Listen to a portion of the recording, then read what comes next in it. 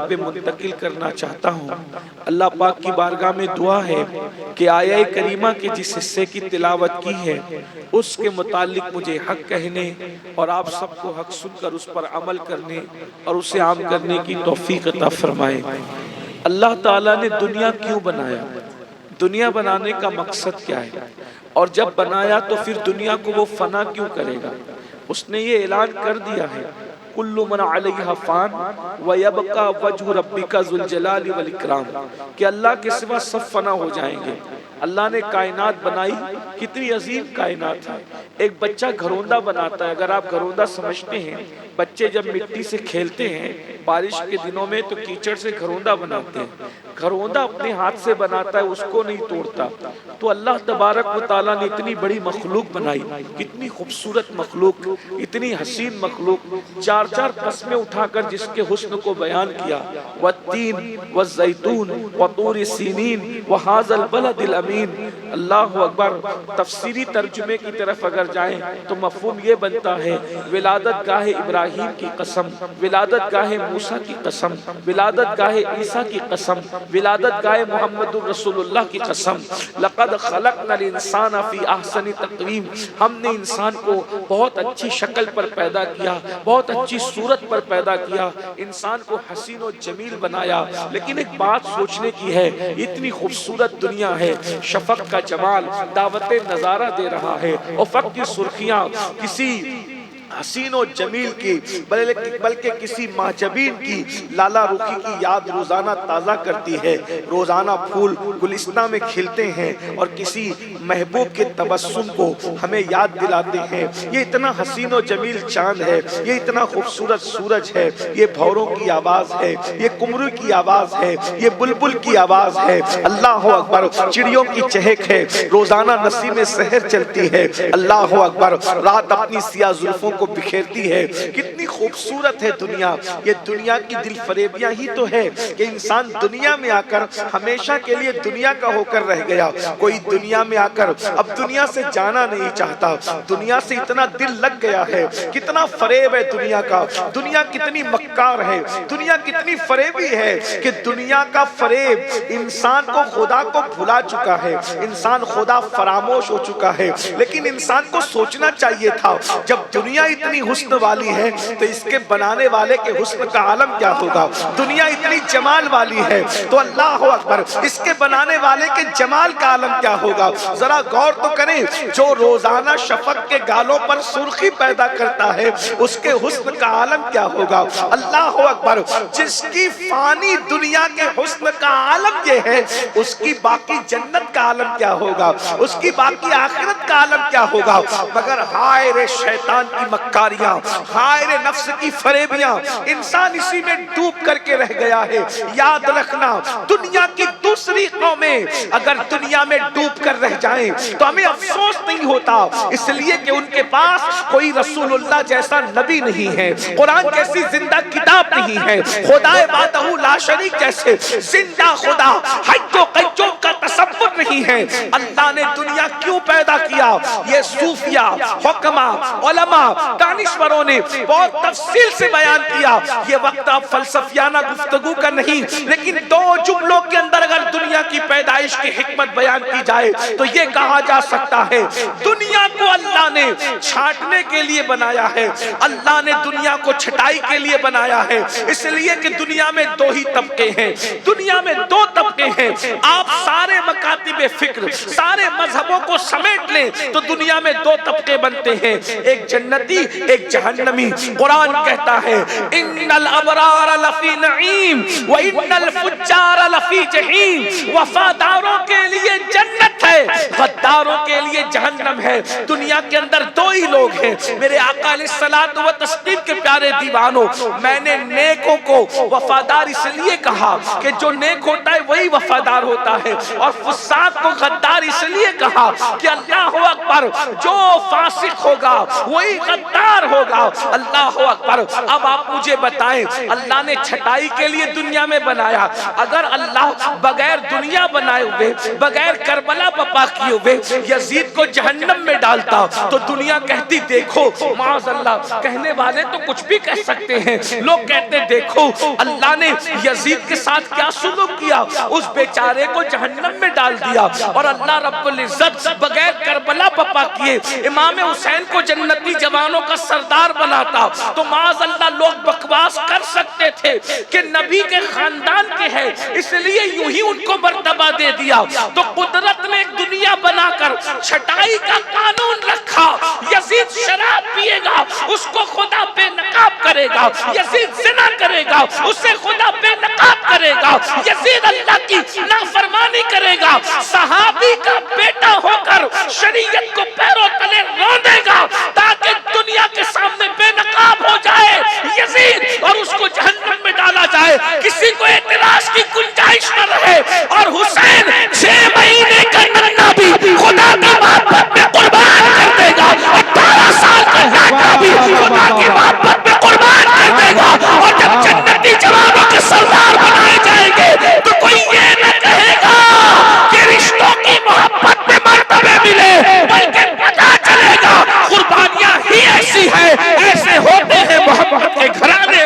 نعرہ تکبیر، نعرہ رسالت، نعرہ رسالت، جشن دستار بندی حضور سید امین القادری صاحب قبلہ۔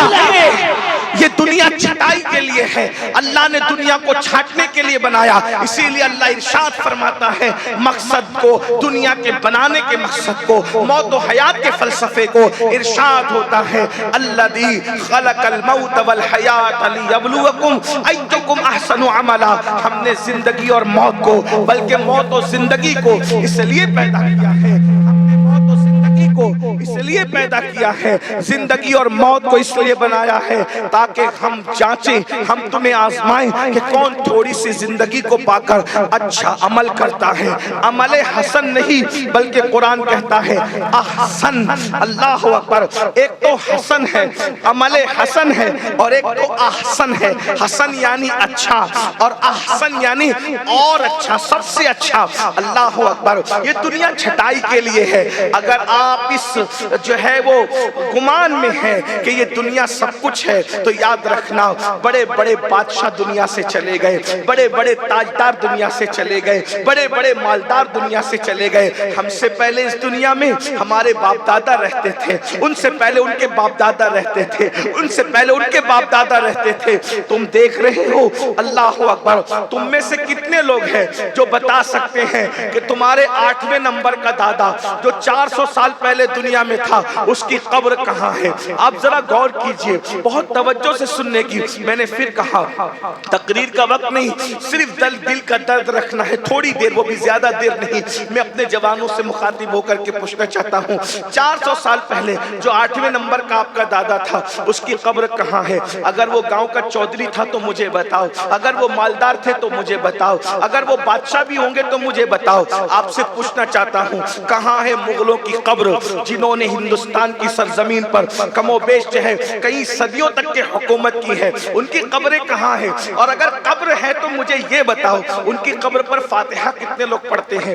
ابھی میں کوئی تحقیقی بات مغلوں کے حوالے سے نہیں کہہ رہا ہوں، صرف اس اعتبار سے مغلوں کو پیش کر رہا ہوں کہ وہ دنیا کے بادشاہ تھے۔ رہی بات علماء کی جو تحقیق ہے ابھی اس کو آپ کے سامنے نہیں رکھتا۔ آپ تاج محل جاتے ہیں، تاج محل جاتے ہیں، جانے کے بعد تاج محل کے اندر 2 قبریں موجود ہیں، ایک تو ممتاز بیگم کی قبر ہے، ایک تو شاہ جہاں کی قبر ہے۔ آپ سے پوچھتا ہوں آپ بھی تاج محل کئی مرتبہ گئے ہوں گے، میں بھی 2 مرتبہ گیا ہوں، اس لیے کہ ہم لوگ دقیانوسی خیال کے لوگ نہیں ہیں، ہم تو سیر و تفریح کے عادی لوگ ہیں۔ اس کی وجہ یہ ہے اسلام جتنے انجوائے کی اجازت دیتا ہے اتنے انجوائے کی اجازت کوئی مذہب نہیں دیتا۔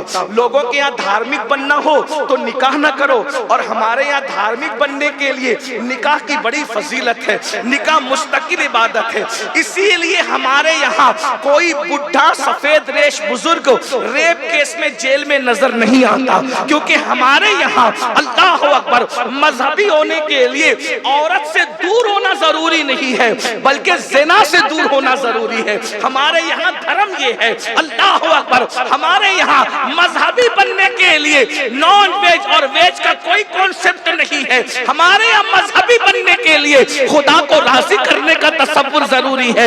یاد رکھنا نکاح برا نہیں ہے، زنا برا ہے۔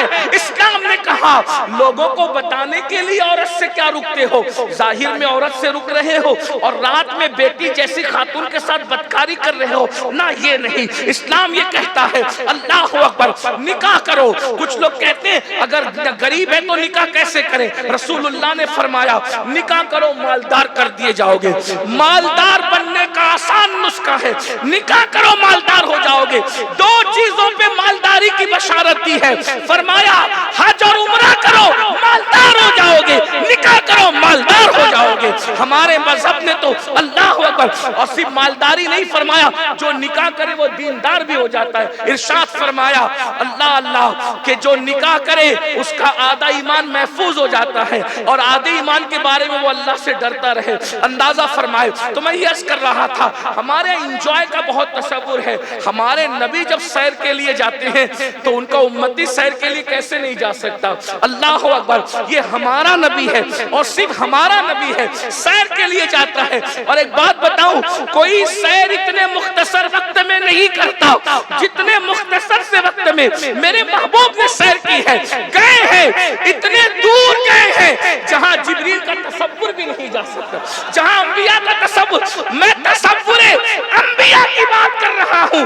حضرات انبیاء کی نظر دیکھو کتنی بڑی ہے، اللہ اللہ، سلیمان علیہ السلام کی نظر 3 میل فاصلے پر چوٹی کو دیکھ لیتی ہے اور اس کی بات کو سن لیتی ہے۔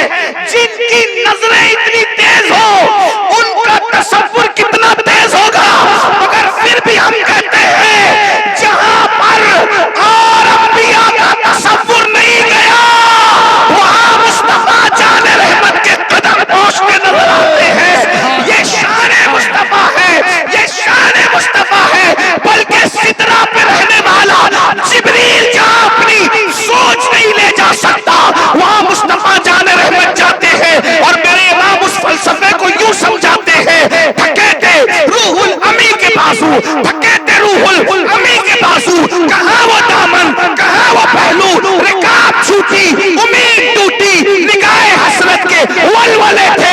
وہی ہے اول، وہی ہے آخر، وہی ہے ظاہر، وہی ہے باطن، اسی کے جلوے، اسی سے ملنے، اسی سے اس کی طرف گئے تھے۔ تبارک اللہ، شان تیری، تجھی کو زیبا ہے بے نیازی، کہیں تو ہو جوش لن ترانی، کہیں تقاضے وصال کے تھے۔ اب پتا چلا کہ لوگوں کو نام محمد سے تکلیف کیوں ہے، کیونکہ ان جیسا قائد کسی کے پاس نہیں ہے۔ آئی بے شک بے شک، جس کی تجوری کے خزانے میں جو خزانہ موجود نہ ہو وہ اس سے جلے گا نہیں تو کیا کرے گا؟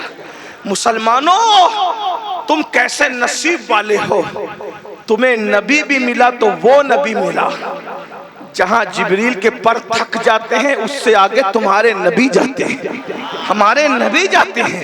اور میرے امام تو یہ کہتے سبحان اللہ، باتیں تو حضرت موسیٰ سے بھی ہوئی اور باتیں ہمارے محبوب سے بھی ہوئی، لیکن موسیٰ سے جو باتیں کی جاتی ہیں وہ پوری دنیا میں شور کر دیا جاتا ہے۔ وَمَا تِلْكَ بِيَمِينِكَ يَا مُوسَىٰ قَالَ هِيَ عَصَا، اور آخر میں سورہ طٰہٰ کی جو آیتیں ہیں صاف بتایا جا رہا ہے، یہ پوچھا، یہ جواب، یہ پوچھا، لیکن محبوب سے جو باتیں کی وہ جبریل کو بھی نہ بتائی۔ اب میرا بریلی کا قلندر کس طریقے کے بات کرتا ہے ذرا اندازہ کریں۔ بریلی کا قلندر یوں گنگناتا ہے، گنج جو چٹکے تھے ماں اوہا دنا کے باغ میں، گنج جو چٹکے تھے ماں اوہا دنا کے باغ میں، بلبلے سدرہ تک اس کی بو سے بھی محرم نہیں۔ بلبلے، یہ اپنے نبی کی شان ہے. تو بہرحال بات میں پھر کرنے لگا ہوں, مجھے نہیں کرنا چاہیے کیونکہ میں نے شروع میں کہہ دیا کہ تقریر نہیں کرنی, صرف تھوڑی دیر دل کا درد رکھنا. تو تاج محل آپ گئے ہوں گے, آپ نے پورا تاج محل گھنٹوں دیکھا, کیا آپ نے شاہ جہاں کی قبر پہ فاتحہ بھی پڑھی؟ تو 99% لوگ کہیں گے کہ نہیں پڑھی.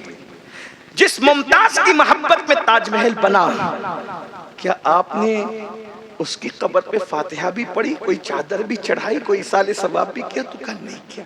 میں کرنے یا نہیں کرنے کی بات نہیں کر رہا ہوں, صرف آپ کو احساس دلانا چاہتا ہوں جس کے لیے تاج محل بنا ہے اور جس نے تاج محل بنایا ہے, جو پورے ملک کی آبرو بن گئی وہ عمارت, اس میں جا کے عمارت تو دیکھ رہے ہو لیکن ان کے لیے ہاتھ اٹھا کر آپ مغفرت کی دعا بھی نہیں کرتے. لیکن جس غریب نواز نے ایک کرتے پر اپنی پوری زندگی گزار دی ہے, وہاں ہم عمارت دیکھنے نہیں جاتے بلکہ ہاتھ اٹھا کر فاتحہ پڑھنے جاتے. کیا پتا چل رہا ہے؟ ارے جو ممتاز, اب جملے پہ توجہ کر لی, جنہوں نے مدینہ منورہ دیکھا ہے وہ دھیان کریں گے, اور جنہوں نے نہیں دیکھا دعا کرتا ہوں اللہ ان کو دکھا دے. جو ممتاز تاج محل کے گنبد کے نیچے سو رہی ہے, پتا نہیں ہڈیاں بھی ہیں یا نہیں ہے مجھے نہیں پتا, اس کی قبر پر کوئی فاتحہ پڑھنے والا نہیں ہے, لیکن بقیع میں سیدہ فاطمہ الزہرا کے مزار پر کوئی گنبد نہیں ہے, مگر آج بھی جانے والا جاتا ہے یا نہ جانے والا نہیں جاتا ہے. تو مسلمان کا 24 گھنٹے میں ایک لمحہ ایسا نہیں گزرتا کہ جب تک سیدہ فاطمہ کا ذکر نہ ہو جائے اس وقت تک مسلمانوں کے قلوب کو چین نہیں ملتا. حتیٰ کہ جمعہ کے دن مسلمانوں کا امام جب ممبر پہ چڑھتا ہے تو وہ ممبر جہاں عورت قدم نہیں رکھ سکتی, سارے مردوں کے سامنے مسجد کا امام جہاں پر عورت قدم نہیں رکھ سکتی, جہاں عورت بیٹھ نہیں سکتی, جہاں عورت جا نہیں سکتی, اس ممبر پر اگر کسی خاتون کا ذکر ہوتا ہے تو وہ ایک ہے جسے سیدہ طیبہ طاہرہ عابدہ زاہدہ راقیہ ساجدہ نقیہ تقیہ زکیہ ام ابیہا عالمہ غیر معلمہ ملکہ فردوس بری خاتون قیامت سیدہ فاطمہ الزہرا کا جب تک نام نہیں لیا جاتا اس وقت تک سنی امام اپنا خطبہ مکمل نہیں کرتا. بتایا جا رہا ہے جو آخرت بھول جاتے ہیں گنبد کے نیچے سوئے تو بھی کوئی ان کی مغفرت کی دعا نہیں کرتا, اور جو آخرت کو یاد رکھتے ہیں فاقوں میں زندگی گزرتی ہے تو بھی ان کے نام پر ایسی محفلوں میں ہزاروں لوگ جمع ہوتے ہوئے نظر آتے ہیں. اصل زندگی دنیا کی نہیں ہے, اصل زندگی آخرت. والآخرت خیر و ابقا, آخرت دنیا سے بہتر ہے. کون کہہ رہا ہے؟ اللہ کہہ رہا ہے. اگر اللہ کی بات نہیں مانتے تو تم مسلمان کیسے, اور اللہ کی بات مانتے ہو تو تم یقین کیوں نہیں کرتے؟ اللہ کی بات مانتے ہو تو یقین کیوں نہیں کرتے کہ دنیا سے بہتر آخرت؟ جب دنیا میں اتنا اچھا لگتا ہے تو آخرت میں کتنا اچھا لگے گا. بس بات سمیٹتے ہوئے کہہ دوں, آخرت اس کو کہتے ہیں یا اللہ اللہ اللہ اللہ اللہ اللہ, نام سنتے ہو اللہ کا, رسول اللہ رسول اللہ نام سنتے ہو رسول اللہ کا. جب آخرت میں کامیاب ہو کے جنت میں جاؤ گے نا تو اللہ کا دیدار کرو گے. یہاں علماء کے ساتھ بیٹھے ہو, وہاں رسول اللہ کے ساتھ بیٹھو گے, وہاں غوث پاک کے ساتھ بیٹھو گے, وہاں غریب نواز کے ساتھ بیٹھو گے, وہاں امام حسین کے ساتھ بیٹھو گے, وہاں امام حسن کے ساتھ بیٹھو گے. ارے مفتی صاحب کے ساتھ بیٹھنے میں اتنا مزہ آ رہا ہے تو امام اعظم کے ساتھ بیٹھنے میں کیا مزہ آئے گا؟ سیدوں کے ساتھ بیٹھنے میں اتنا مزہ آ رہا ہے, سید السادات مولا علی کے ساتھ بیٹھیں گے تو کیا مزہ آئے گا. لیکن یہ مزے کس کے لیے ہوں گے؟ جو جنت میں جائے گا اسی کے لیے. لیکن جنت میں کوئی نہیں, ہر کوئی نہیں جا سکتا. کنڈیشن ہے ان الابرار لفی نعیم وان الفجار لفی لہیم وان الفجار لفی جہیم, کہ جو وفادار ہیں نیک لوگ ہیں ان کے لیے جنت. دیکھو بھائی میں جلسے کے ناظم کی بات نہیں کر رہا ہوں, میں مقرر کی بات نہیں, میں اللہ کی بات کر رہا ہوں. آپ لوگوں میں سے بہت سارے کہتے ہیں نہیں مولانا اللہ رحیم ہے, اللہ کریم ہے, ستار ہے, غفار ہے, سب کو اٹھا کے جنت میں ڈالے گا. میں نے کہا دنیا بنائی اس لیے کہ اس نے سب کو جنت میں نہیں ڈالا, اس نے سب کو جنت، کیونکہ وہاں کسی کی نہ دادا گیری چلنی ہے نہ بابا گیری چلنی۔ میں یہ بات 50 بار لوگوں کو کہہ چکا ہوں، قدرت اعلان کر چکی ہے کہ ہم نبی کے بیٹے کو جہنم میں ڈالیں گے۔ اگر نبی کے بیٹے سے ناراض ہوئے، بس یہاں پر بات مکمل ہوتی ہے، توجہ کرنا، اگر نبی کے بیٹے نے ہمیں ناراض کیا تو ہم نبی کے بیٹے کو جہنم میں ڈال دیں گے، نوح علیہ السلام کے بیٹے کی شکل میں۔ اگر نبی کی بیوی نے ہم کو ناراض کیا تو ہم نبی کی بیوی کو جہنم میں ڈال دیں گے، لوط علیہ السلام کی بیوی کی شکل میں۔ اور اگر کتا ہمیں راضی کر سکا تو ہم کتے کو اٹھا کے جنت میں ڈال دیں گے، اصحاب کہف کے کتے کی شکل میں۔ تو پتا چلا یہاں کتا ہونا اور انسان ہونے کی بات نہیں ہے، یہاں نبی کا بیٹا ہونا اور غیر نبی کا بیٹا ہونے کی بات نہیں ہے، یہاں اللہ کی رضا کی بات ہے۔ وَرِضْوَانٌ مِّنَ اللَّهِ اکبر، اللہ کی رضا سب سے بڑی چیز ہے۔ نبی کا بیٹا خدا کو ناراض کرے تو نوح علیہ السلام کے بیٹے کی شکل میں وہ جہنم میں جاتا ہے، اور حبشی کا بیٹا اگر خدا کو راضی کر لے تو پھر وہ نبی کی سواری کی نکیل پکڑ کر کے جنت میں آگے آگے جاتا نظر۔ سبحان اللہ سبحان اللہ، بات یہاں نعرہ تکبیر، اب مجھے نعرہ رسالت، نعرہ رسالت، واہ سبحان اللہ سبحان اب اللہ۔ مجھے بتاؤ یہاں حبشی اور عربی میں کیا فرق ہے؟ یہاں عربی اور عجمی میں کیا فرق ہے؟ آپ مجھے بتائیں، یہاں تو خدا کی رضا کی بات۔ اب آپ سے پوچھتا ہوں، کیا ہم نے اللہ کو راضی کرنے کی کوشش کی؟ سب کے قریب ہونے کا شوق ہے، سب کے قریب ہونے کا شوق ہے، رب کے بھی قریب ہونے کا شوق ہے۔ ہم سب کے قریب جانا چاہتے ہیں۔ جلسوں میں مجھے کوئی شکایت نہیں، کوئی شکایت نہیں، میں جانتا ہوں میرے ساتھ جو بھی کرتے ہو محبت پہ کرتے ہو۔ مجھے شکایت، ابھی میں آ رہا تھا، میری پیٹھ پر اتنی تیز سے کسی بھائی نے ہاتھ مارا، ہاں وہ لیکن اس نے مارا نہیں، اس مسافے کے چکر میں پیٹھ پہ لگ گیا۔ کبھی کوئی کپڑا پھاڑ دیتا ہے۔ ایک عزیز نے ایسا ناخن مارا کہ اس کو سال بھر سے زیادہ ہو گیا، لیکن نشان محبت اب تک باقی ہے۔ لیکن آپ سے کہتا ہوں، میں شکایت نہیں کر رہا ہوں، ہم تو کچھ بھی نہیں ہے، اور ہم تو بڑے بے وفا لوگ ہیں۔ سچی سچی بات کر جاؤں، برا مت ماننا، بے وفا۔ آج رانچی میں آئے تو رانچی والے یاد ہیں، کل چلے جائیں گے بنگال تو ہم رانچی والوں کو بھول جائیں گے، اور ہمارے لیے سب کچھ بنگال کا مجمع ہوگا۔ یہ بات سچی ہے، کوئی جھوٹ نہیں ہے۔ برا مت، محبت آپ سے قیامت تک رہے گی انشاءاللہ۔ ہم بھلکڑ لوگ ہیں، بے وفا لوگ ہیں، بھلکڑ لوگ ہیں، بے وفا لوگ ہیں، غدار نہیں ہیں۔ حضور کی امت سے ہمارے دل میں محبت رہے گی کیونکہ حضور سے محبت ہے، لیکن اتنا ضرور ہے ہم کل آپ کو بھول جائیں گے کیونکہ بھلکڑ ہے۔ لیکن ایک بات کہوں، جو بھلکڑ لوگ ہیں، جو بھلکڑ لوگ ہیں، جو وفا نہیں جانتے، ان سے مصافحہ کرنے کے لیے 200 کلومیٹر دور سے آتے ہو، 100 کلومیٹر دور سے آتے ہو۔ چلو حضرت سے ملیں گے، سید صاحب سے ملیں گے، اور جو وفا کو پیدا کرنے والا ہے، جو خالق وفا ہے، اس سے ملنے کے لیے اپنا گھر چھوڑ کر 4 قدم پر مسجد نہیں جاتے۔ اگر آپ کے ایم ایل اے سے تعلق اچھے بن گئے، مفتی صاحب سے بن گئے، سید صاحب سے بن گئے، خطیب صاحب سے بن گئے تعلقات، آخر یہ کہاں تک کام آئیں گے؟ بہت زیادہ مفتی صاحب نے، ہم نے وفا کی، علماء کرام نے وفا کی، تو قبر تک پہنچائیں گے۔ قبر کے اندر ہم نے کام نہیں آنا، بالکل کام نہیں آنا۔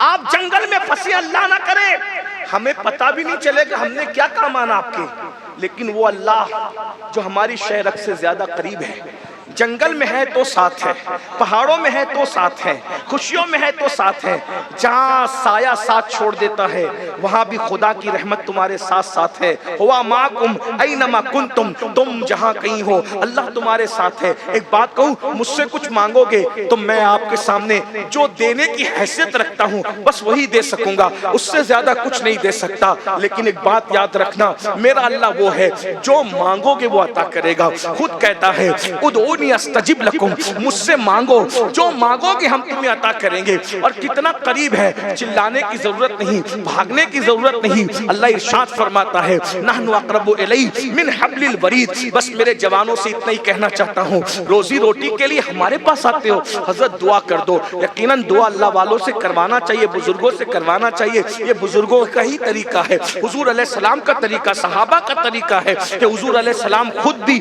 اللہ اکبر لوگوں کو یہ ہدایت دیتے تھے کہ اس زبان سے اپنے لیے دعا کرواؤ جس زبان سے تم نے گناہ نہیں کیا۔ تو لوگ کہتے تھے وہ کیسے، وہ زبان کہاں سے لائے؟ تو فرماتے تھے تمہاری زبان سے سمجھ لو سمجھانے کے لیے، عبداللہ کی زبان سے عبد الرحمن نے گناہ نہیں کیا، عبد الرحمن کی زبان سے عبد السلام نے گناہ نہیں کیا، یا یوں کہہ لے کہ میری زبان سے آپ نے گناہ نہیں کیا اور آپ کی زبان سے میں نے گناہ نہیں کیا، تو میری زبان آپ کے حق میں جو دعا کرے گی یہ بے گناہ زبان دعا کرے گی تو آپ کے حق میں وہ دعا مقبول ہوگی، اور آپ میرے حق میں جو دعا کریں گے تو میرے حق میں یہ جو دعا ہے میں نے اس زبان سے گناہ نہیں کیا تو بے گناہ زبان دعا کرے گی تو میرے حق میں آپ کی دعا قبول ہوگی۔ بلکہ آقا فرماتے ہیں ایک مومن دوسرے مومن کے پیٹ پیچھے جب دعا کرتا ہے تو اس کی دعا کو وہ مقام دیا جاتا ہے جیسے حاجی کو عرفات کی میدان میں جو حاجی کی دعا کا مقام ہے وہ مقام اللہ غیر مومن کے پیٹ پیچھے دعا کرنے والے کی دعا کو مقام عطا فرماتا ہے۔ لیکن ایک بات کہتا ہوں میرے بھائی،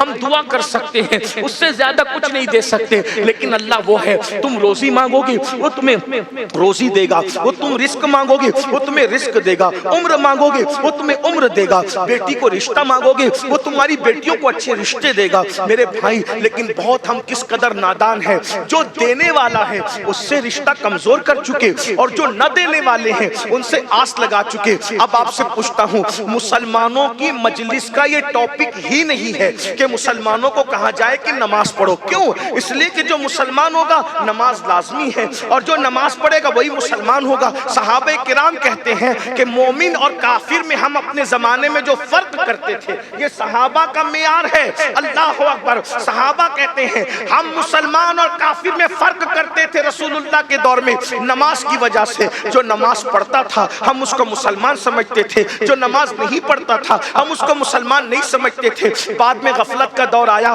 ہم حنفی ہونے کی وجہ سے بے نمازی کو ڈائریکٹ کافر تو نہیں کہتے، لیکن اتنا ضرور ہے میرے بھائی، حضرت فاروق اعظم نے فتویٰ دیا بے نمازی کافر ہے، عبداللہ ابن مسعود نے فتویٰ دیا بے نمازی کافر ہے، حضرت عطا نے فتویٰ دیا بے نمازی کافر ہے، یہاں تک بیان کیا گیا 100 سے زیادہ صحابہ کا فتویٰ ہے کہ بے نمازی کافر ہے۔ ہم اس کی تعویل کرتے حنفی ہونے کی وجہ سے، لیکن مجھے بتاؤ نمازوں میں سستی کرنے والوں، نمازوں میں غفلت کرنے والوں، تم کہتے ہو قیامت کے دن حضور ہاتھ پکڑ کے جنت میں لے جائیں گے، میرا ایمان ہے شفاعتی لأہل الکبائر من امتی، لیکن آپ سے پوچھنا چاہتا ہوں اللہ اکبر، اگر حضرت فاروق اعظم کے فتوے کے مطابق قیامت میں فیصلہ کیا گیا،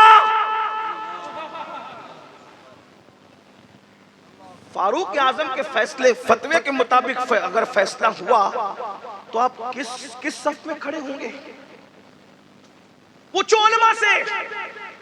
میں تو بس اتنا کہتا ہوں قادری بن گئے، چشتی بن گئے، نقشبندی بن گئے، سہروردی بن گئے، رضوی اشرفی سب بن گئے، کیا مسلمان بھی بنے؟ ہم جیسا مسلمان بنانے کے لیے حضور آئے تھے ہم ویسے مسلمان بنے؟ جو مسلمان ہوگا وہی قادری ہو سکتا ہے، غیر مسلم قادری نہیں ہو سکتا۔ جو مسلمان ہوگا وہی رضوی ہو سکتا ہے، غیر مسلم رضوی نہیں ہو سکتا۔ تو پہلے تو مسلمان بنو، اور اللہ کے رسول علیہ السلام فرما رہے، میں بے نمازی کو پھر کہہ رہا ہوں وضاحت کے ساتھ کافر نہیں مانتا، مگر اللہ کے رسول فرماتے جس کی نماز نہیں ہے اس کا کوئی دین نہیں، جس کی نماز نہیں ہے اس کا کوئی دین نہیں ہے۔ دین کہاں ہے؟ جمعہ کی 2 رکعت نماز پڑھنا بھی ہمیں بار پڑتا ہے۔ کس منہ سے ہم کہتے ہیں کہ ہم حضور کے عاشق ہیں، ہم مومن ہیں؟ جو قوم اللہ کے رسول کی محبت میں 10 منٹ کا وقت نہ نکال سکے، اگر کسی کو جلانے کے لیے کہہ رہے ہو کہ ہم حضور سے محبت کرتے تو تم جانو تمہارا کام جانو، اور اگر واقعی حضور سے عشق کرتے ہو تو عشاق تو ایسے نہیں ہوتے۔ ہم نے تو عاشق دیکھا مدینہ منورہ میں پہلی رات کی پہلی رات کی دلہن چھوڑ کر سر کٹانے کے لیے حضور کے فرمان پر میدان میں آ گئے، اور ہم لوگ نیند چھوڑ کر سر جھکانے کے لیے مسجد میں آنے تیار نہیں ہیں۔ یہ جو آج مسلمانوں کے جلسوں میں ہزاروں کی پبلک ہے، جس پر مقرر بھی خوش ہے، ناظم بھی خوش ہے اور انتظامیہ بھی خوش ہے، جب آپ حدیث میں دیکھیں گے تو یہ قیامت کی نشانیوں میں سے نشانی ہے۔ اللہ کے رسول علیہ السلام فرماتے ہیں قریب قیامت لوگ دین سننے جمع ہوں گے، دین پر عمل کرنے جمع نہیں ہوں گے۔ دین سننا پسند، ہمیں خوشی ہے، اچھا ہے، آپ زیادہ کی تعداد میں سن رہے ہو، اللہ آپ کی ہماری اصلاح کرے، اور آپ سے برے ہم ہیں، آپ ہم سے اچھے ہو، لیکن آپ سے کہنا چاہتا ہوں کہ آپ مجھے بتائیں ہمیں ڈر نہیں لگتا؟ جلدی جلدی دو تین باتیں۔ جنت ملنی کب ہے؟ جنت ملنی کب؟ حضور کے جس کو جنت ملے گی کس کے ہاتھوں سے؟ حتیٰ کہ حدیث پاک میں آیا ہے کہ قیامت کے دن سارے انبیاء بھی ہمارے حضور کی طرف تکتے ہوں گے، حتیٰ کہ خلیل اللہ جیسے نبی کو، جو نبیوں کے باپ ہے، خلیل اللہ کو بھی ہمارے نبی کی حاجت ہوگی، جس کو میرے امام یوں بیان کرتے ہیں، وہ جہنم میں گیا جو ان سے مستغنی ہوا، ہے خلیل اللہ کو حاجت رسول اللہ کی۔ جنت لینے کے لیے سب کو حضور کے پاس جانا۔ آپ نے مسجد بنائی، مسجد کیا، جس نے کعبہ بنایا وہ بھی دیکھ رہا ہے احتیاج کی نظر سے آمنہ کے لال کی طرف۔ ارے ہم جانور کی قربانی کرتے ہیں، جس نے اپنے بیٹے کی گردن پر اللہ کی محبت میں چھری رکھ دی، آج وہ بھی احتیاج کی نظر سے دیکھ رہا ہے آمنہ کے لال۔ کیا شان ہے آمنہ کے لال کی، کیا شان ہے محبوب پروردگار کی، کیا شان ہے شافع یوم النشور کی۔ اب تھوڑا تصور میں لائیے کہ ہم سب حضور کی بارگاہ میں پہنچے، سب کو جنت کہاں مل رہی ہے؟ حضور کی بارگاہ سے۔ مالک جنت کے ہاتھوں سے جنت تقسیم ہو رہی ہے، واللہ یعطی انما انا قاسم، اللہ عطا کرتا ہے میں تقسیم کرتا ہوں۔ مالک جنت جنت بانٹ رہے ہیں، اب ہم اور آپ بھی گئے۔ تصور کرنا، ہاں بھائیو دھیان دینا، تصور میں میدان محشر لاؤ اور تھوڑی دیر کے لیے سوچو، 8 گھنٹہ کاروبار کے لیے محنت کرنے والوں، 10 گھنٹہ روپیوں کے لیے محنت کرنے والوں، مال کمانے کے لیے دلی، کلکتہ، ممبئی، حتیٰ کہ سعودی تک جانے والوں۔ میں منع نہیں کرتا، میرے مذہب نے منع نہیں کیا، میں نے کہا میرا مذہب جتنے انجوائے کی اجازت دیتا ہے کسی کا مذہب نہیں دیتا، جاؤ، لیکن اتنا ضرور کہتا ہوں مال کے لیے دلی تک جانے والوں، اعمال کے لیے محلے کی مسجد تک کب آؤ گے؟ وہ مال جو قبر میں کام نہیں آئے گا، اس کے لیے بچوں کو چھوڑ کر سعودی تک جاتے ہو، اور وہ اعمال جو قبر میں ساتھ آنے والے ہیں اس کے لیے نیند تک چھوڑنا گوارا نہیں، اور پھر بہت لمبی چوڑی نماز کا ٹائم نہیں ہے، ایک وقت کی نماز کے لیے صرف 10 منٹ لگتے ہیں، 10 منٹ۔ اب ذرا غور کرنا،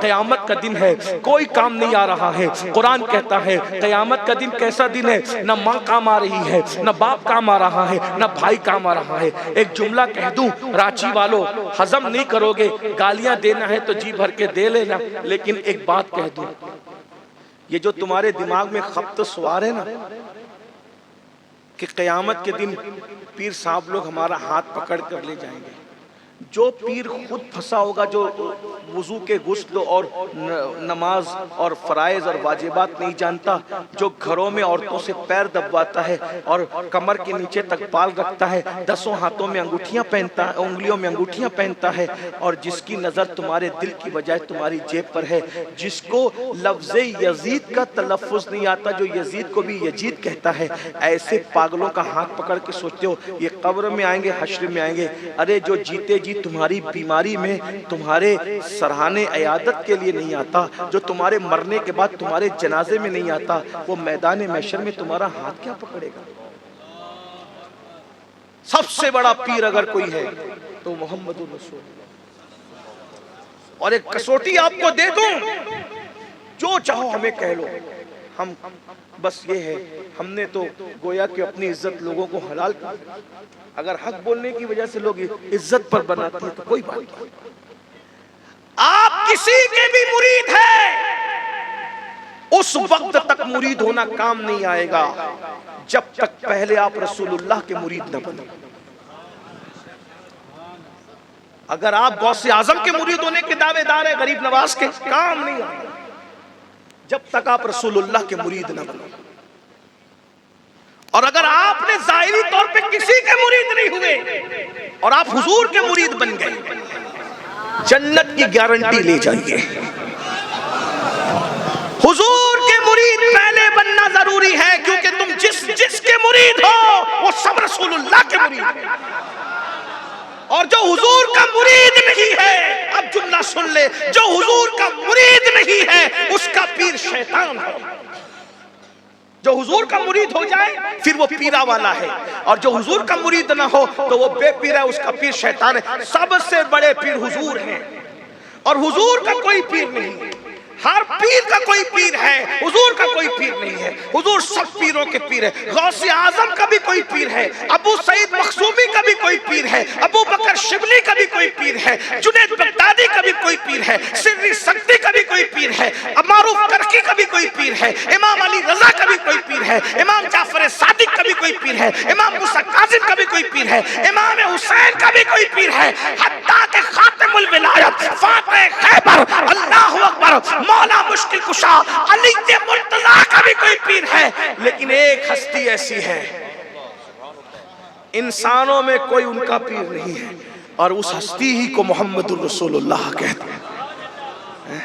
ہاں، ہم پیروں کا بڑا، میں کہتا ہوں جو پیروں کا احترام کرتے ہیں نا ان کی جوتیاں میرے سروں پر.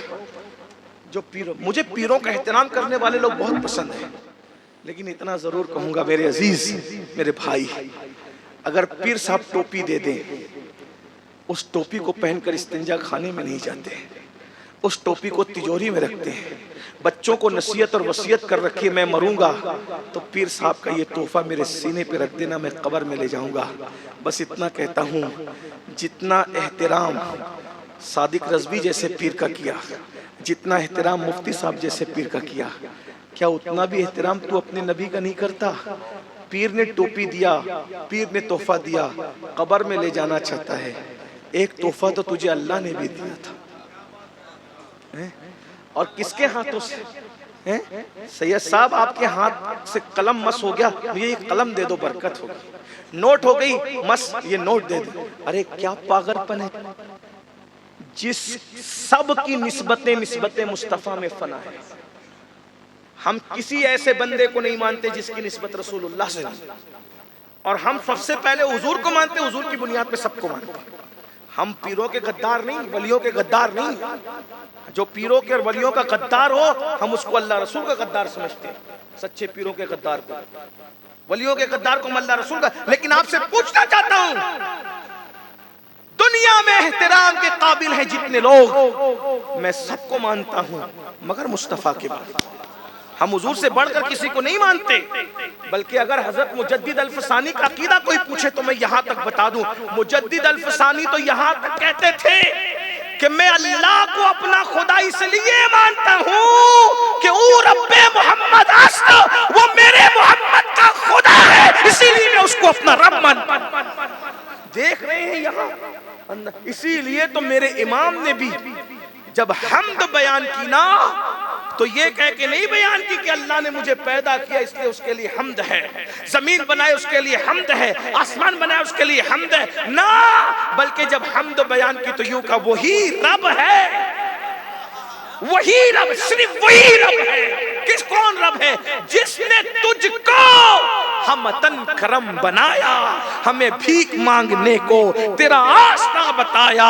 تجھے حمد ہے خدایا، تجھے حمد ہے خدایا. وہ کماری پاک مریم، وہ نفقت فیہ کا دم ہے عجب نشان آسم، مگر آمنہ کا جایا وہی سب سے افضل آیا، وہی سب سے افضل آیا. فیضا فرقت فنصب، وہ ملا ہے تجھ کو منصب، جو گدا بنا چکے اب اٹھے، اٹھو وقت بخشش آیا. تجھے حمد ہے خدایا، تجھے حمد ہے خدایا. یہی بولے سدرہ والے، چمنے جہاں کے تھالے، سبھی میں نے چھان ڈالے، تیرے پائے کا نہ پایا، تجھے یک نے یک بنایا. تجھے حمد ہے خدایا. اندازہ تو فرمائے حضرت مجدد الفسانی کا عقیدہ. مجدد الفسانی کہتے ہیں وہ رب محمد ہے، وہ میرے محمد کا رب ہے، اس لیے وہ میرا خدا ہے. غور کیجئے. اب میں تم سے پوچھنا چاہتا ہوں، سب پیروں سے محبت کرنے والوں سر آنکھوں پر، لیکن سب کا تحفہ قبر میں لے جا رہے ہو. مفتی صاحب سے بزرگوں سے پوچھو، علماء سے پوچھو، کسی کا بھی بزرگ کا تحفہ لے جاؤ گے گارنٹی نہیں ہے کہ قبر میں کام آئے، ہاں لیکن اگر حضور کی نسبت ساتھ لے جاؤ گے تو ایسی گارنٹی ہے کہ سوال و جواب کرنے والے فرشتے تمہارا احترام کرنے لگیں گے۔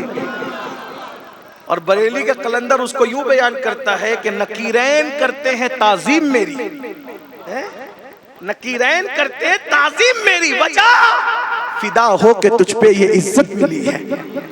اور قبر میں قیامت تک سکون سے سو گے، کہتے ہیں خاک ہو کر عشق میں آرام سے سونا ملا، جان کی اکسیر ہے الفت رسول اللہ کی، قبر میں لہرائیں گے تا حشر چشمے نور کے، جلوہ فرما ہوگی جب طلعت رسول اللہ کی۔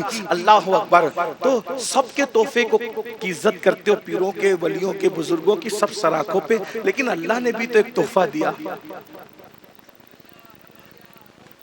ایک تحفہ اللہ نے بھی تو دیا، اور کس کے ہاتھ سے دیا؟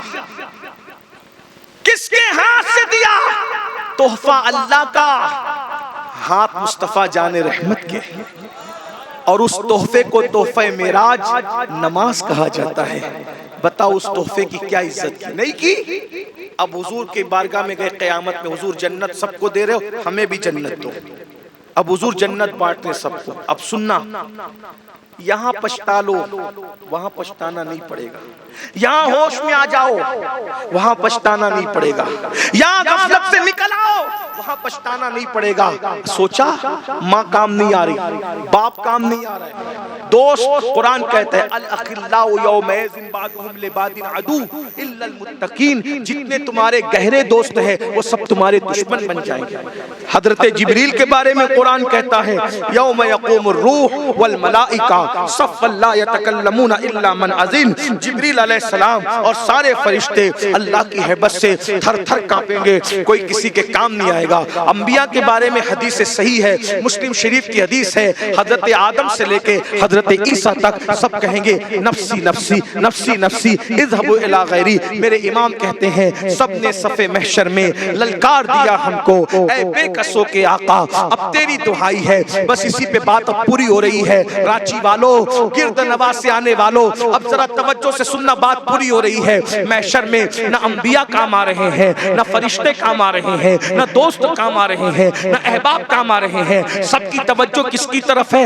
ایک ہی ہستی کی طرف ہے۔ میرے بھائی اگر آخرت کے معاملے میں سیریس ہو، عقیدہ آخرت کے معاملے میں سیریس ہو، اگر واقعی جنت کو اپنا ٹھکانہ بنانا چاہتے ہو تو یاد رکھنا سب سے آس ٹوٹ گئی۔ حضرت آدم نے بھی کہا نفسی نفسی اذهبوا الی غیری، حضرت نوح نے بھی کہا نفسی نفسی اذهبوا الی غیری، سب نے ہمیں للکارا ہے جاؤ جاؤ کسی اور کے پاس جاؤ۔ اب مجھے بتاؤ، اتنا بتاؤ میرے بھائیوں، میری بہنیں بھی اگر موجود ہے تو یہ کسی کے دل کا درد ہے خدا کے لیے، بہت دن ہمیں نہیں جینا، 40 سال 50 60 سال 70 سال 80 سال 90 سال 100 سال، میرے بھائی جتنا جیو گے ایک دن اس دنیا سے جانا ہے، ایک دن اس دنیا سے کچھ کرنا ہے، ہمیشہ نہیں رہو گے۔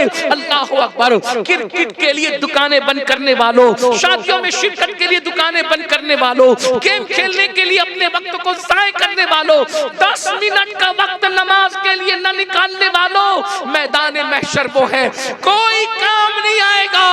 ایک ہستی ہوگی سب کی طرف، سب ان کی طرف دیکھ رہے ہوں گے اور ان کے پاس جا کے جنت ملے گی۔ اب ہم سوچتے ہیں ہم تو عاشق رسول ہیں، ادھر ہاتھ پھیلائیں گے ادھر جنت مل جائے گی، لیکن سنو سنو سنو سنو، جب حضور کے پاس جاؤ گے حضور فرماتے، اللہ کے رسول کی حدیث ہے، جس نے جان بوجھ کر نماز چھوڑ دی کل قیامت کے دن اس کے ساتھ میرا کوئی وعدہ نہیں ہے، وہ میرے ذمے سے باہر ہے، میں محمد اس سے بیزار ہوں۔ یہ 3 حدیثیں مختلف کتابوں میں ہے، میں نے ایک ساتھ اس کو پڑھ دیا۔ اب تھوڑا تصور میں لاؤ، بس تھوڑا تصور میں لاؤ، بہت دیر تک آپ کو امتحان میں نہیں رکھنا، تھوڑا تصور میں لاؤ، بہنیں بھی اور آپ سب بھی تصور میں لاؤ۔ حضور کے پاس گئے، حضور کے پاس گئے، حضور کے پاس گئے، سب نے ٹھکرایا، سب نے للکارا، کسی نے ساتھ نہیں دیا، ایک ہی آسرا تھا۔ اب اس آسرے کے بعد کوئی آسرا نہیں، ان سے پہلے کوئی آسرا نہیں، ان کے بعد کوئی آسرا نہیں، جا کے دامن پھیلایا۔ آقا فرماتے ہیں جو جان بوجھ کے نماز چھوڑ دے قیامت قیامت کے دن اس کے ساتھ میرا کوئی وعدہ نہیں، وہ میں اس سے بیزار ہوں، وہ میرے ذمے سے باہر ہے۔ میرے بھائی کوئی ساتھ نہیں آ رہا تھا، حضور ہی کا سہارا تھا۔ شفاعت کے لیے گئے اور حضور سے کہا یا رسول اللہ میں بھی آپ کا امتی ہوں، اللہ سے تو میں دعا کرتا ہوں ہمیشہ، اللہ میرے کسی دشمن کو بھی وہ دن نہ دکھائے، اللہ کسی دشمن کو بھی وہ دن نہ دکھائے، اللہ کسی دشمن کو بھی وہ دن نہ دکھائے۔ اللہ اکبر، ساری مغفرت کی بات حضور کی مرضی پر ہے، اور حضور سے کہا حضور شفاعت کر دیجئے، اور اللہ نہ کرے، ہزار بار نہ کرے، حضور ناراض ہو کے منہ پھیر لے اور منہ پھیر کر کہے رات کے 3 بجے تک تو زنا کی فلمیں تو دیکھتا تھا، لیکن 10 منٹ کا وقت تو فجر کی نماز کے لیے نہیں نکالتا تھا۔ حضور منہ پھیر لے، یہ کہہ دے تو سود کھاتا تھا، حرام لقمے کھاتا تھا اور نماز نہیں پڑھتا تھا، اللہ نہ کرے، ہزار بار نہ کرے۔ حضور چہرہ پھیر کر یہ کہے کہ تو یہودیوں کی طرح، مشرکوں کی طرح، ظالموں کی طرح چہرے سے داڑھی نکال کر گٹروں میں پھینکواتا تھا اور تو میری سنت کا مذاق بناتا تھا۔ اس وقت تو اللہ نہ کرے اگر حضور منہ پھیر لیں، بتاؤ اپنا کیا بنے گا؟ دنیا برباد ہو جائے، کوئی سہارا دیتا ہے پھر دنیا آباد ہوتی ہے، کوئی کاروبار میں ناکام ہو جائے کوئی مدد کرتا ہے، ہم پھر کامیاب ہوتے ہیں۔ دنیا کے امتحان میں ایک مرتبہ فیل ہو جائے پھر اس کے بعد ہم واپس اسٹڈی کرتے ہیں، پھر کامیاب ہوتے ہیں۔ یاد رکھنا دنیا میں ترقی کے لیے بار بار مواقع ملتے ہیں، لیکن آخرت میں ترقی کے لیے ایک امتحان کے بعد دوسرا کوئی امتحان نہیں ہوگا۔ اللہ کے بندو غفلت سے نکلو، اس دنیا میں ہمیشہ نہیں رہنا۔ کب تک خدا سے بغاوت کرو گے؟ کب تک رسول اللہ کے فرمان کو پیٹ کے پیچھے ڈالو گے؟ کب تک راتوں کو جگ کر پاپ کرو گے؟ آؤ نا اس اللہ سے محبت کرے جو 70 ماؤں سے زیادہ ہم سے پیار کرتا ہے، آؤ نا اس رسول سے محبت کرے جو 70 ماؤں سے زیادہ ہم سے پیار کرتے ہیں۔ ہماری ماں ہم سے جتنا پیار نہیں کرتی، ہمارے نبی اس سے زیادہ ہم سے پیار کرتے ہیں۔ قرآن کہتا ہے لقد جاءکم رسول من انفسکم عزیز علیہ ما عنتم حریص علیکم بالمؤمنین رؤوف الرحیم۔ یہ وہ رسول ہیں جو مومنوں پہ کمال مہربان ہے۔ میرے بھائی ہمیں کانٹا چبھتا ہے، مدینے کی سرکار بے چین ہو جاتے ہیں، ہمیں جو ہے وہ وحشت ہوتی ہے، حضور بے چین ہو جاتے ہیں، جو ہماری جان سے زیادہ قریب ہے۔ النبی اولا بالمؤمنین من انفسہم، نبی مومنوں کی جان سے زیادہ قریب ہے۔ میرے بھائی وہ ہیرو سے پیار کر رہے ہو جو تمہیں کبھی پہچانتا نہیں، اس نبی سے پیار کرو نا جو ہماری پیدائش سے 1400 سال پہلے پوری رات ہمارے لیے مغفرت کی دعائیں کرتے رہے۔ ذرا غور تو کیجئے نا میرے بھائیوں، کس سے دل لگا رہے ہو؟ آئی لو محمد کہتے ہو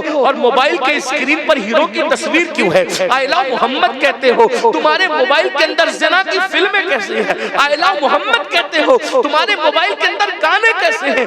کہیں ہم عشق مصطفیٰ کے نام پہ منافقت تو نہیں کر رہے؟ ایسا نہیں ہے لیکن پوسیبل تو ہے۔ ہم اعلیٰ حضرت امام اہل سنت کے ماننے والے، 14ویں صدی میں عشق و محبت کا امام میرا امام ہے۔ ایک مرتبہ امام اہل سنت کے پاس ایک شاعر صاحب آئے اور بہت خوبصورت سی نعت لکھ کر لائے۔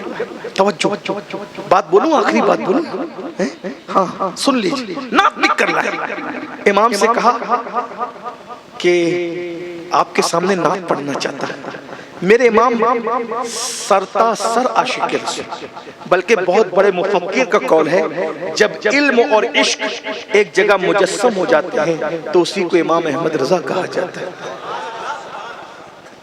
یہ میرے امام ہیں جس نے عشق رسول کے وہ گل بوٹے اسلام کی زمین پر ایسے بوئے ہیں کہ قیامت تک اہل ایمان کے مشام جاں اس کی خوشبو سے معطر ہوتے رہیں گے۔ غالب نے اپنے محبوب کی شکایت کرتے ہوئے کہا تھا کہ دل ہی تو ہے نہ سنگ خشت، درد سے بھرنا آئے کیوں، روئیں گے ہم ہزار بار کوئی ہمیں ہنسائے کیوں۔ اور پھر کہا تھا جس کو ہو جانو دل عزیز اس کی گلی میں جائے کیوں۔ غالب نے کسی اپنے جیسے سے پیار کیا تھا، دھوکا ہوا، پیار کرنا بھول گیا۔ غالب نے اپنے عشق کی داستان یوں پیش کی۔ غالب کہتے ہیں عشق نے غالب نکمہ کر دیا، عشق نے غالب نکمہ کر دیا، ورنہ ہم بھی آدمی تھے کام کے۔ عشق ذلیل کرتا ہے۔ میر نے کہا تھا اس عاشقی میں عزت سادات بھی گئی، پھرتے ہیں میر در در کوئی پوچھتا نہیں۔ اپنے جیسوں سے پیار کرو گے دھوکہ کھاؤ گے، ذلیل ہو جاؤ گے، رسوا ہو جاؤ گے، محبوب کی گلی میں جانا نہیں چاہو گے۔ لیکن اگر آمنہ کے لال سے محبت کی، کسی کو جلانے کے لیے نہیں، خدا کو راضی کرنے کے لیے بینر پر لکھنے کی بجائے دل پہ لکھا آئی لو محمد، تو پھر کیفیت کیا ہوگی؟ میرے امام کہتے غالب نے کہا تھا جس کو جانو دل عزیز اس کی گلی میں جائے گی۔ ظالم ہے محبوب، ظالم ہے، میں اس کی گلی میں جانا نہیں چاہتا۔ لیکن میرے امام نے کہا تھا تیرا محبوب ظالم ہو سکتا ہے کیونکہ تو نے بے وفا سے دل لگایا، اب میرے محبوب کا سن، فرقے گلی گلی تباہ، ٹھوکریں سب کی کھائیں کیوں، دل کو جو عقل دے خدا تیری گلی سے جائیں کیوں، رخصت قافلہ کا شور کشے ہمیں اٹھائے کیوں، سوتے ہیں ان کے سائے میں کوئی ہمیں جگائے کیوں، جان عشق مصطفیٰ روز وضو کرے خدا جس کو ہو درد کا مزہ ناز دوا اٹھا۔ عاشق بننا ہے تو حضور کے بنو، سچی عاشق بنو۔ میر نے عشق کیا تو میر کہتے ہیں کہ میں در در بھٹک رہا ہوں، لیکن اگر حضور سے عشق کرو گے، میں یہ نہیں کہتا کہ میر نے حضور سے عشق کیا نہیں کیا، یہ میں بات نہیں کر رہا ہوں، لیکن اس نے اپنی کیفیت بیان کی تو میں بات کر رہا ہوں۔ ورنہ شاعر لوگ ناراض ہوتے ہیں کہ تم نے شاعری کی دنیا کی توہین کر دی۔ بھائی جو میر کہہ رہا ہے میں وہ کہہ رہا ہوں کہ اس عاشقی میں عزت سادات بھی گئی۔ میر سید تھا کہتا ہے اس عاشقی میں عزت سادات بھی گئی، پھرتے ہیں میر در در کوئی پوچھتا نہیں۔ اور سید کسی عورت سے پیار کرے تو سیادت کی آبرو بھی چلی جاتی ہے، اور حبشی خدا کے محبوب سے پیار کرے تو حبشی کا قدم اوپر نظر آتا ہے، کعبے کی چھت نیچے نظر آتی ہے۔ آؤ نا ان سے پیار کریں، آؤ نا ان سے پیار، جن کا پیار عزت دار بنا دیتا ہے۔ ارے اگر اپنے جیسوں سے پیار کرو، چھپا لو تو پھانسی پہ مرو اور بتا دو تو رسوا ہو جاؤ، لیکن آؤ اس سے پیار کریں۔ چھپاؤ، چھپانے والا ابو بکر بنتا ہے، بتاؤ، بتانے والا بلال بن جاتا ہے۔ دیکھ کے عشق کرو تو علی بنتا ہے، بن دیکھے کرو وہ ویسے قرنی بنتا ہے۔ ہر عشق میں ناکامی ہے، عشق محمد وہ ہے صلی اللہ علیہ وآلہ وسلم، جہاں بیٹھ جاؤ گے حضور خود چل کر تشریف لے۔ ہمارا محبوب تھا جہاں کوئی نہیں وہاں محبوب۔ تو توجہ کریں، دھیان دیں، کیا عرض کر رہا تھا؟ امام کے پاس، امام اہل سنت کی، میرے امام نے جو عشق کی بات کی ہے ان کا اپنا حصہ ہے، جو عشق کی بات بہرحال، اسی لیے ہم کہتے ہیں ان کے دامن سے وابستہ رہو، تم بھی عشق کی طرف آ جاؤ گے۔ کیا عشق کیا ہے، بلکہ اگر وقت ہوتا تو میں بتاتا کہ عشق کی کیا بات کی ہے، لیکن بہرحال ٹائم ختم ہوا ہے، پہلے ہی ختم ہو گیا ٹائم۔ لیکن اتنا توجہ کریں، دھیان دیں، اگر یہاں شعر سمجھنے والے لوگ موجود ہیں تو بات کہوں، کسی شاعر نے، شاعر ہمارے بھائی موجود ہیں، جانتے ہیں پرانے تن بڑی محبتیں، ہم اپنے شعرا سے پیار مانتے ہیں، اس کی وجہ نعت خانوں سے پیار اس لیے کرتے ہیں کہ ہمیں یہ بھی حضور کی سنت ہے۔ حضور علیہ السلام نعت خان کو منبر پہ بٹھاتے تھے اور خود زمین پہ بیٹھ کر اس سے نعت سنا کرتے تھے۔ اسی لیے تو میرے نبی کے دور کے نعت خان نے کہا تھا وَأَحْسَنُ مِنْكَ لَمْ تَرَ قَطُّ عَيْنِي وَأَجْمَلُ مِنْكَ لَمْ تَلِدِ النِّسَاءُ خُلِقْتَ مُبَرَّأً مِنْ كُلِّ عَيْبٍ كَأَنَّكَ قَدْ خُلِقْتَ كَمَا تَشَاءُ۔ حضرت امیر خسرو نے کہا تھا پری پے کر نگارے سر و قد لالا رخسارے سراپا آفت دل بود شب چائے کے من بود۔ حضرت علامہ عبدالرحمن جامی نے کہا تھا جہاں روشن است از جمال محمد دلم زندہ شد از وصال محمد۔ اور ایک مقام پر کہتے ہیں آیات قرآن ابرویت تفسیر قرآن گیسویت روئے تو قرآن ماں ایمان توی ایمان توی۔ اور میرے امام کہتے ہیں اللہ کی سرتاب قدم شان ہے یہ، انسان نہیں انسان وہ انسان ہے یہ، قرآن تو ایمان بتاتا ہی نہیں، ایمان یہ کہتا ہے میری جان ہے۔ علم والوں سے جو شاعری کس سے نفس سمجھتے ہیں ان سے توجہ چاہتا ہوں، ہر شاعر نے اپنے محبوب کے چہرے کو چاند سے تشبیہ، غالب نے بھی کہا تھا کل 14ویں کی رات شب بر رہا چرچا تیرا، کچھ نے کہا کہ چاند ہے کچھ نے کہا چہرہ تیرا، ہم بھی وہاں موجود تھے ہم سے بھی سب پوچھا کیے، ہم چپ رہے ہم ہنس دیے منظور تھا پردہ تیرا۔ غالب نے بھی اپنے محبوب، لیکن امام احمد رضا اپنے محبوب کو یہاں چاند سے تشبیہ نہیں دیتے بلکہ چاند کو چیلنج کرتے ہیں۔ عشق میں بھی پٹھان کا رنگ دیکھو. لوگ کہتے ہیں کہ وہ اتنے متشدد کیوں تھے. میں نے کہا عشق شدت ہی لاتا. وہ عشق ہے ہی نہیں جس میں شدت نہیں ہے. قرآن کہتا ہے والذین آمنوا اشد حبا للہ. اشد. جب قرآن شدت کی بات کرتا ہے, جب مولا شدت کی بات کرتا ہے, تو مولوی کو تکلیف کیوں ہے؟ جہاں عشق ہے وہاں شدت ہے, اور جہاں عشق نہیں ہے وہاں شدت ہو ہی نہیں. عشق آئے گا تو شدت آئے گی. والذین آمنوا اشد. ورنہ بتائے نا سہارنپور والے اشد کا مطلب کیا ہے؟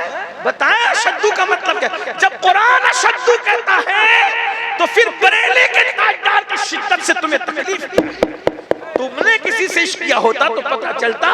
جب اشد آتا ہے تو پھر یہ الفاظ بھی آتے, دشمن احمد پہ شدت کیجئے, ملحدوں کی کیا مروت کیجئے, بیٹھتے اٹھتے مدد کے واسطے یا رسول اللہ کی کثرت کیجئے. شرک ٹھہرے جس میں تعظیم حبیب, اس برے مذہب پہ لعنت. یاد رکھنا سنی دعوت اسلامی صرف عمل کی تحریک نہیں ہے. ہمارا مزاج اور ہماری شناخت, ہمارا طریقہ کار یہ ہے جہاں اصلاح عقائد کی ضرورت ہوگی ہم عقیدے کی بھی اصلاح کی بات کرتے ہیں. ہم اپنے عقیدے کو چھپا کر کہیں بات نہیں کرتے. عرب ہو یا عجم کہیں بھی ہم جب بھی بات کرتے ہیں عمل کے ساتھ عقیدے کی اصلاح کی بھی بات کرتے ہیں. اس عمل کو اور اس کام کو آگ لگے جو مسلک کو چھپا کر کے پیش کیا جائے.